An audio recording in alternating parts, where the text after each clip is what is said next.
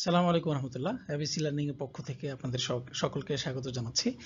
আজকে আমরা সম্পূর্ণ নতুন একটি ভিডিও নিয়ে উপস্থিত হয়েছি, যেটি বর্তমানে সবচেয়ে আলোচিত একটি বিষয় হচ্ছে রাশিয়া ইউক্রেন যুদ্ধ, এবং তারই প্রেক্ষাপটে আমাদের সামনে ওয়াগনার গ্রুপ নামে একটি গ্রুপের আলোচনা ইদানিং খুব বেশি হচ্ছে। তো সেই ওয়াগনার গ্রুপ কি এবং তার সাথে রিলেটেড কিছু বিষয় জানবো, যেগুলো আমরা দেখি যে বিভিন্ন প্রতিযোগিতামূলক পরীক্ষায় অনেক সময় বিভিন্ন দেশের মিলিশিয়া সংগঠন বা অর্থনৈতিক সংগঠন সম্পর্কে প্রশ্ন আসে। এটাও একটি গুরুত্বপূর্ণ প্রশ্ন, আমি মনে করি এই সম্পর্কে আমাদের জানার প্রয়োজন। তো আমরা আজকে কি জানবো এখান থেকে, সেটা হচ্ছে আপনারা দেখতে পাচ্ছেন যে আমার যে স্লাইডটা আছে, সেখানে আমরা যে স্লাইডটা একটু অন্য কালার দিয়ে আপনাদেরকে দেখাই, যে এখানে ওয়াগনার গ্রুপ, বা এটাকে বাংলায় যদি বলা যায় ওয়াগনার এবং ওয়াগনার দুইটাই বলা যায় উচ্চারণের সুবিধার্থে। তারপর হচ্ছে মার্সেনারি কি, তারপর হচ্ছে প্রাইভেট মিলিশিয়া কোম্পানি বা পিএমসি এটা কি, এবং প্রাইভেট মিলিশিয়া কোম্পানি এবং মার্সেনারি এর পার্থক্য কি, এই কয়েকটা বিষয় আমরা জানবো। আশা করছি আমাদের সাথেই থাকবেন। আমরা পরবর্তী স্লাইডে চলে যাচ্ছি। প্রথমে জানবো আসলে মার্সেনারি কি। আমরা ওয়াগনার গ্রুপ সম্পর্কে জানার আগে মার্সেনারি সম্পর্কে যদি জেনে নেই, তাহলে আমাদের বিষয়গুলো বুঝতে সুবিধা হবে। মার্সেনারি সম্পর্কে আমি দেখছেন যে এখানে আমি একটু দাগ দিয়ে রেখেছি, বোল্ড করে রেখেছি। তো মার্সেনারি কারা? মার্সেনারি আপনার বিভিন্ন যুদ্ধের যদি কোনো আর্টিকেল পড়েন বা যুদ্ধ সম্পর্কে পড়েন, আন্তর্জাতিক রাজনীতি সম্পর্কে পড়েন, তাহলে আপনারা এই মার্সেনারি শব্দটা শুনতে পাবেন। তো মার্সেনারি কারা, আমরা যদি এই সংজ্ঞাটা দেখি, সেটা হচ্ছে মার্সেনারি, যেটাকে সংক্ষেপে কখনো বলা হয় সোলজার অফ ফরচুন, এবং হায়ার্ড গান, অথবা অনেক ধরনের শব্দ এটা আছে, ব্যবহার হয়। তো এখানে আমরা বুঝবো যে এই মার্সেনারি হচ্ছে প্রাইভেট ইন্ডিভিজুয়াল, একজন ব্যক্তি যিনি ব্যক্তিগতভাবে জয়েন্স আ মিলিটারি কনফ্লিক্ট, কোনো একটা মিলিটারি যেই সংঘর্ষ হচ্ছে, মিলিটারি যে ইনভেশন হচ্ছে বা মিলিটারি ব্যাটেল গ্রাউন্ড তৈরি হয়েছে, সে সমস্ত জায়গায় সে নিজে জয়েন করে, ঠিক আছে। এবং সে এখান থেকে কিসের জন্য জয়েন করে? সে প্রফিটের জন্য জয়েন করে। সে কিন্তু আসলে is otherwise an outsider to the conflict. তার কিন্তু এই কনফ্লিক্টের কিন্তু আলাদা কোনো ইন্টারেস্ট নেই, তার দেশের জন্য করছে না, বা সে কোনো অন্য কোনো সম্পর্ক তার নাই, শুধু তার এখানে প্রফিট সম্পর্ক। এই জিনিসটা যদি আমরা মাথায় রাখি, যে মার্সেনারি গ্রুপ হচ্ছে যারা ইন্টারেস্টের বিনিময়ে, তার সম্পদের বিনিময়ে, টাকার বিনিময়ে কোনো একটা মানে আর্ম গ্রুপের পক্ষে বা বিপক্ষে যুদ্ধ করে, তখন আমরা এটা বুঝলাম যে এটা হচ্ছে মার্সেনারি। তারপরে আমরা যাব যেটা জিনিসটা হচ্ছে প্রাইভেট মিলিটারি কোম্পানি বা পিএমসি কাকে বলে। তো দেখেন এখানে যে প্রাইভেট মিলিটারি কোম্পানি বা পিএমসি, এটাকে অন্য ভাষায় বলা হয় যে private military and security company.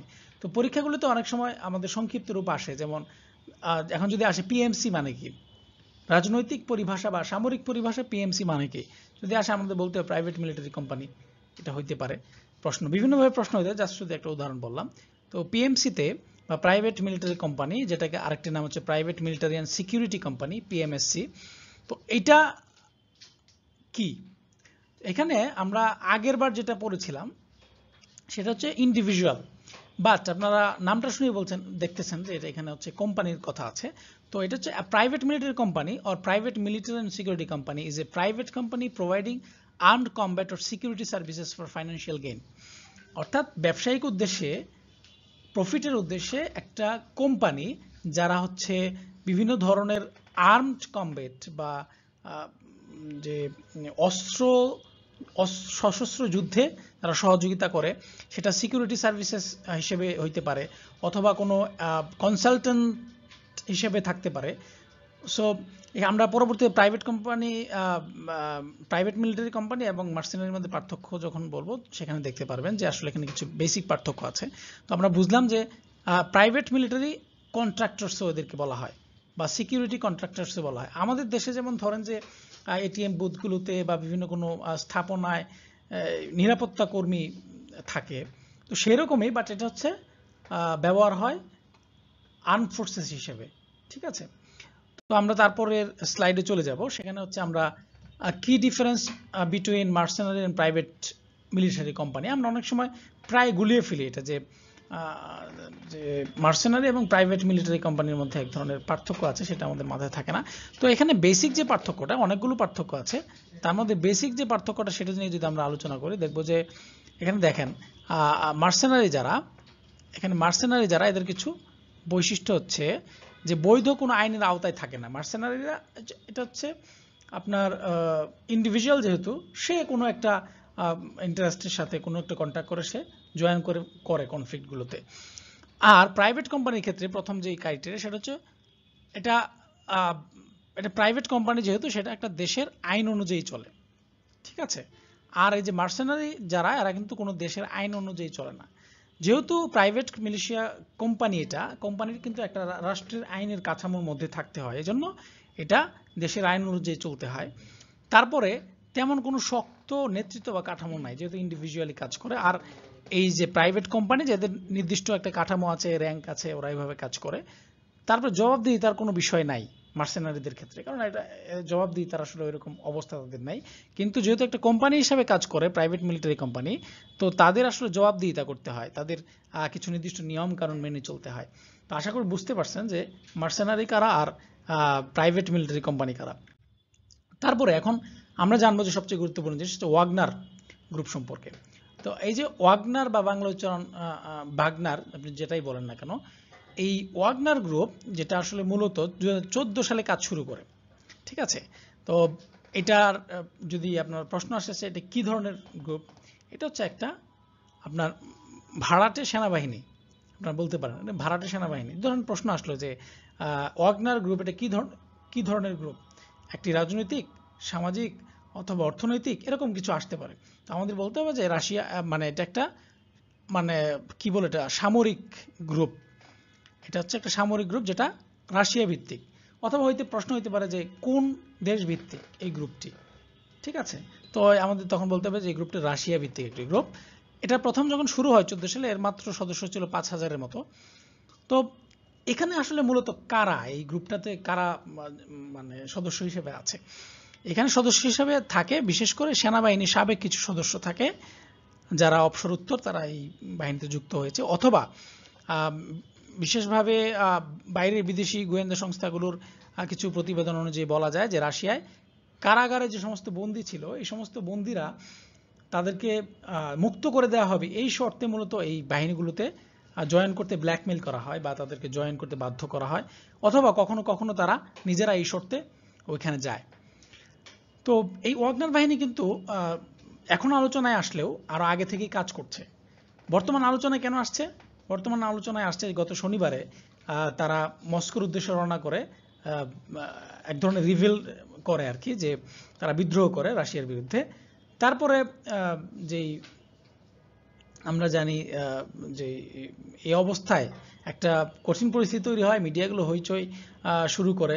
সেই জায়গায় তারা আসলে এক সময় তাদেরকে কনভিন্স করতে সমর্থ হয় পুতিন, এবং তারা আবার ফিরে যায়। তো এই জায়গায় এদের কাজ কিন্তু এটাই প্রথম না, ঠিক আছে। এদের কাজ শুরু হয় প্রাথমিকভাবে মধ্যপ্রাচ্যে শুরু হয়, তারপর আফ্রিকাতে শুরু হয়, আফ্রিকা, মধ্যপ্রাচ্য, এবং মধ্যপ্রাচ্যের বিশেষত সিরিয়ায় সরকারের পক্ষে, বাশার আল আসাদের পক্ষে কিন্তু এই ওয়াগনার বাহিনীর যুদ্ধ সংশ্লিষ্টতা আছে।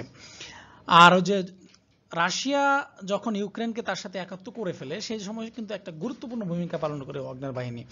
তাছাড়া লিবিয়ায়, মালি, সুদান, সেন্ট্রাল আফ্রিকান রিপাবলিক সহ বিভিন্ন জায়গায় এই ওয়াগনার গ্রুপটা কাজ করে যাচ্ছে। তো ওয়াগনার বাহিনী সম্পর্কে আরো কিছু গুরুত্বপূর্ণ আমরা তথ্য যদি দেখি, যে বর্তমানে যে ইউক্রেন রাশিয়া যে কনফ্লিক্ট চলছে, সেখানে প্রায় 50,000-এর বেশি ওয়াগনার সদস্য কিন্তু যুদ্ধ করছে। এটা হচ্ছে পশ্চিমা গোয়েন্দা বাহিনীগুলোর একটা এস্টিমেটেড, যেটা বিশেষ করে ব্রিটিশ গোয়েন্দারা এই কথা বলেছেন। আর আমেরিকা বলতেছে যে রিসেন্টলি বলতে 2022 সালের এই যে ওয়াগনার গ্রুপ, এটা হচ্ছে মূলত প্রাতিষ্ঠানিকভাবে এটা নিবন্ধন পায়, কিন্তু মূলত 14 সাল থেকে এটা শুরু হয়। আর এই যে ওয়াগনারের সদর দপ্তর হচ্ছে সেন্ট পিটার্সবার্গে। এখন এই ওয়াগনার বাহিনীর প্রথম প্রতিষ্ঠাতাকে, এটা তো আমাদের মাথায় রাখা দরকার। ওয়াগনারের প্রথম প্রতিষ্ঠাতা হচ্ছে দিমিত্রি উতকিন।